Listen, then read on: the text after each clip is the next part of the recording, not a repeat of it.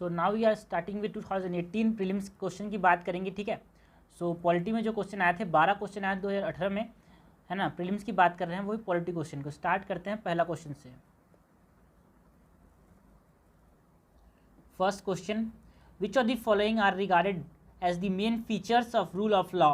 पहला limitation of power, दूसरा equality before the law, तीसरा people's responsibility to the government, चौथा liberty and civil rights. Select the correct answer using the code given below. हमसे question ने पूछा क्या है, हमसे क्वेश्चन ने पूछा है करेक्ट बताना है, ठीक है। रूल ऑफ लॉ, तो रूल ऑफ लॉ आर्टिकल 14 में बात किया जाता है, आर्टिकल 14 में बात किया जाता है रूल ऑफ लॉ के बारे में, है ना। रूल ऑफ लॉ का मतलब क्या है, इक्वालिटी बिफोर द लॉ, ठीक है।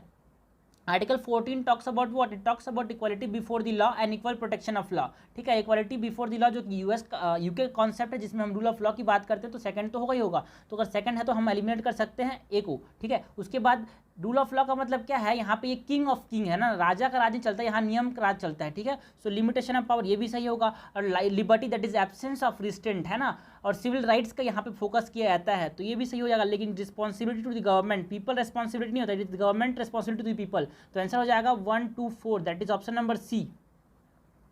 ओके,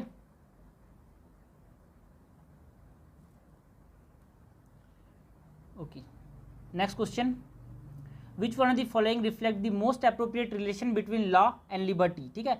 लॉ एंड लिबर्टी के बारे में बात करिए, ठीक है। तो व्हाट इज लिबर्टी, लिबर्टी को जो हमारे कॉन्स्टिट्यूशन डिफाइन करता है, इट इज व्हाट लिबर्टी को बोलते हैं absence of restraint.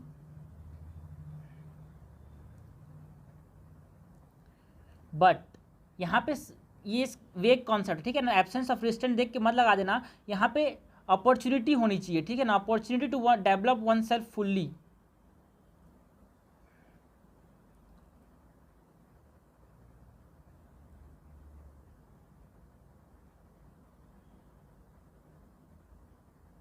Okay, so ये पिछले बार क्वेश्चन आया 2019 में, ये वाला क्वेश्चन था, लेकिन अब देख लिबर्टी का दूसरा टाइप से क्वेश्चन आ रहा है, तो ट्रेंड सेम है दोस्त, लिबर्टी से क्वेश्चन आना है लेकिन अलग तरीके से आना है। तो यहाँ पे आंसर हो जाएगा बी, क्योंकि यहाँ पे अगर लॉ नहीं हुआ, है ना, अगर लॉ नहीं हुआ तो रिस्ट्रेंट, लॉ नहीं हुआ तो लिबर्टी भी नहीं होगी, क्योंकि लॉ जो होती है वो रिस्ट्रेंट जो होता है ना उसको खत्म करता है, ठीक है ना। सो आंसर हो जाएगा बी।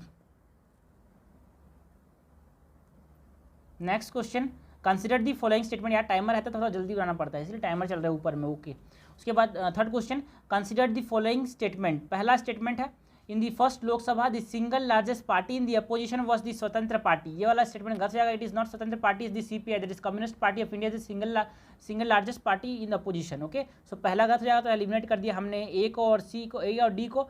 तो यहाँ पे बी जो बी है, बी और सी में दोनों में दो कॉमन है, तो दो तो सही होगा ही होगा, क्योंकि हमसे करेक्ट पूछा है। एंड थर्ड क्या बोलता है, third statement, in the Lok Sabha if the party does not have a minimum 75 members, its leader can not be recognize as the leader of opposition. ऐसा गलत है दोस्त, ये मिनिमम 75% नहीं बोला है, it is at least 10% of the total vote, ठीक है। तो 10% अपने 545 में बात की, तो ये अप्रॉक्स कितना आता है, 55 मेंबर्स होने चाहिए, ठीक है। सो ये अलग गलत हो जाएगा स्टेटमेंट, हमसे पूछा क्या है, करेक्ट हो जाएगा B, that is 2 only. Next question, consider the following statement. First statement, parliament of India can place a particular law in the 9th schedule of the constitution of India. बिल्कुल सही है, parliament ये कर सकता है। 9th schedule जो कि बात करता है laws which are immune to judicial review, ठीक है। Second statement, the validity of law placed in 9th schedule can not be examine by any court and no judgment can be made on it. ये गलत है, क्योंकि IR कोहलन case जो था 2007 का, इसमें सुप्रीम कोर्ट ने साफ साफ बोल दिया है कि हाँ कुछ बेसिक स्ट्रक्चर जो हैं, अगर हमने बेसिक स्ट्रक्चर वाले चीज़ों को आपने कहाँ डाल दिया, 9th शेड्यूल में डाल दिया, तो उसको हम रिव्यू कर सकते हैं, ऐसा बोल दिया साफ साफ, ठीक है। तो सेकंड गलत हो जाएगा, पहला सही हो जाएगा, आंसर हो जाएगा अपने पास A, that is 1 only. Fifth number question है, if the president of India exercise his power as provided under article 356। Article 356 किसके बारे में बात करते हैं, टॉक्स अबाउट प्रेसिडेंट्स रूल और also called is state emergency, ठीक है। The constitution in respect of a particular state then, इसमें क्या होता है, जब प्रेसिडेंट्स रूल लागू होता है ना, तो जो स्टेट लेजिस्लेटिव असेंबली है ना, उसको पार्लियामेंट के द्वारा रिप्लेस कर दिया जाता है, इसके पावर पार्लियामेंट के पास चले जाते हैं, और जो गवर्नर के पावर है वो प्रेसिडेंट के पास चले जाते हैं। ये दो चीज़ें आप तुम लोग को दिमाग में होनी चाहिए। तो यहाँ पे क्या बोला था, assembly of the state is automatically dissolve, automatically dissolve नहीं होता है ना, असेंबली डिजॉल्व नहीं होता है, ठीक है, assembly continue to function but law नहीं बना पाएगा वो। The power of legislature of that state shall be exercisable under the authority of the parliament. बिल्कुल सही है, जो लेजिस्लेटिव पावर है वो कौन किसके हाथ में आता है, पार्लियामेंट के हाथ में आता है, ये हमने जो बात की यहाँ पे। So answer is B, answer क्या हो जाएगा, बी हो जाएगा। 6th नंबर क्वेश्चन है, consider the following statements. First statement, the speaker of the legislative assembly shall vacate his or her office if he or she ceases to be a member of the assembly. बिल्कुल सही है भाई, अगर member ही नहीं रहा तो उसका office चला जाएगा, that is what you call anti defection law. अगर उसका जो मेंबर हटा दिया तो उसका ऑफिस तो चला जाएगा अपने आप, ठीक है। सो this is correct. Second, whenever the legislative assembly is dissolved, the speaker shall vacate his or her office immediately। ऐसा नहीं है, इसका जो सीट होगा वो तब तक रहेगा जब तक नया लेजिस्लेटिव असेंबली बन ना जाए। So he will remain in the office until the new legislative assembly will be in force. Okay, so this is incorrect. हमको करेक्ट पूछा है क्या, हाँ करेक्ट पूछा है, करेक्ट हो जाएगा one only, that is option number A. 7th number question है, with reference to the parliament of India which of the following parliamentary committee scrutinizes and report to the house whether the power to make regulation, rules, sub rules, laws etc conferred by the constitution or delegated by the parliament are being properly exercised by the executive within the scope of such delegation। तो ये हम बात कर रहे हैं committee on subordinate legislation जो कि 1953 में फॉर्म हुआ था। ये क्या देख रेख करता है, ये देख रेख करता है कि हाँ एग्जीक्यूटिव ऐसा काम तो कर, ऐसे इस फॉर्म ऐसा काम कर रही है जो कि लॉ बनाया है उस हिसाब से काम कर रही है, नहीं कि काम कर रही है कि नहीं कर रही है, चेक करता है कौन, कमिटी ऑन सबऑर्डिनेट लेजिस्लेशन, जिसमें 15 मेंबर्स होते हैं, ये इंपॉर्टेंट है, 15 मेंबर्स होते हैं, ये इंपॉर्टेंट है। Okay, so the answer will be B, that is committee on subordinate legislation. उसके बाद 8 नंबर क्वेश्चन क्या बोलता है, consider the following statement. First statement, no criminal proceedings shall be instituted against the governor of a state in any court during his term of office. बिल्कुल सही है, यही तो हमने बोला कि बहुत सारे पावर्स हैं, जो कि बहुत सारे पावर्स नहीं बोलेंगे, बहुत सारे ऐसा बोल सकते हैं, इक्वालिटी को जो है वहाँ पे एक्सेप्शंस हैं, जो कि पहला जो स्टेटमेंट है वो वही है, बिल्कुल सही पहला statement.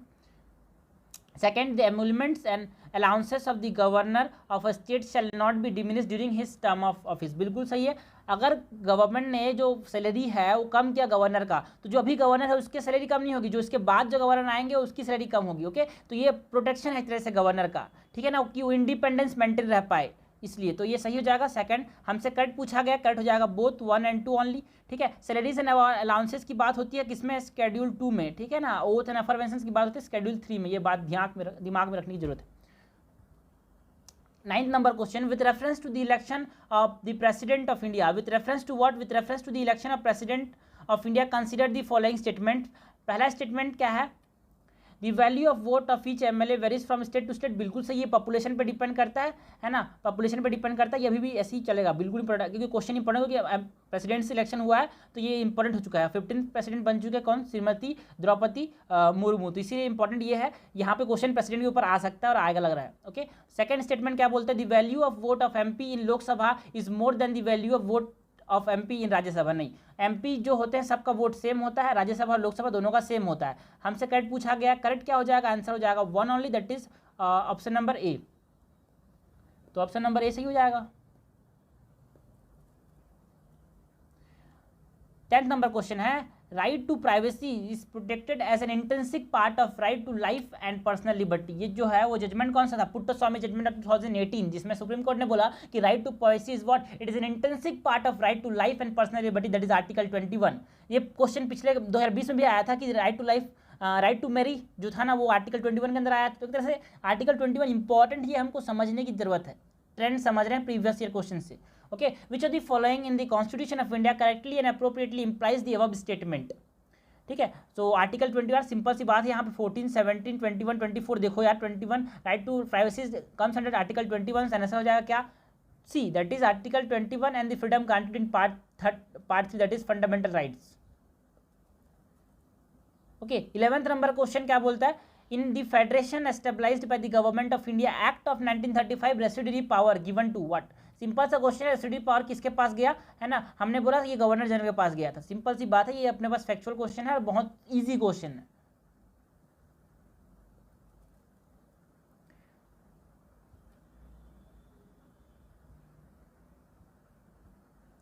Regarding money bill which of the following statement is not correct, हमसे पूछा क्या नॉट करेक्ट क्या है रिगार्डिंग मनी बिल। तो आर्टिकल 110 जो है किसके बारे में बात करता है, talks about what, it talks about money bill, ठीक है। तो आर्टिकल 110 टॉक्स करता है मनी बिल के बारे में बात करता है, जिसमें हमारे पास बहुत सारे प्रोविजंस है। देखते हैं कौन सा पहला स्टेटमेंट क्या बोलता है, ए नंबर का option, a bill shall be deemed to be a money bill if it contain only provision related to imposition, abolition, remission, alteration और रेगुलेशन ऑफ एनी टैक्स। बिल्कुल सही है, अगर ये टैक्स के बारे में डील करता है तो हाँ ये मनी बिल है, ओनली बोल दिया, ये इंपॉर्टेंट है, ठीक है। सो ये सही है, आर्टिकल 110 में ये मेंशन है। B, a money bill has the provision for the custody of consolidated fund of India और कंटिजेंसी फंड ऑफ इंडिया। बिल्कुल सही है ना। अगर हमको मनी निकालनी है किससे, अगर हमको मनी निकालनी है कंसोलिडेटेड फंड ऑफ इंडिया से, या तो क्या करना पड़ेगा, मनी बिल पास करना पड़ेगा, ठीक है। उसके बाद सी नंबर का ऑप्शन क्या बोलता है, money bill is concern with the appropriation of money from the contingency fund. गलत है, ये कंटिजेंसी फंड से नहीं कंसोलिडेटेड फंड से, तो आंसर हो जाएगा सी। सो ये 12 क्वेश्चन हो गए, ठीक है ना, 12 क्वेश्चन हो गए। लेकिन ट्रेंड समझना है भाई, क्वेश्चन रिपीट हो रहे हैं, कॉन्सेप्ट रिपीट हो रहे हैं, ये इंपॉर्टेंट है अपने लिए, ओके।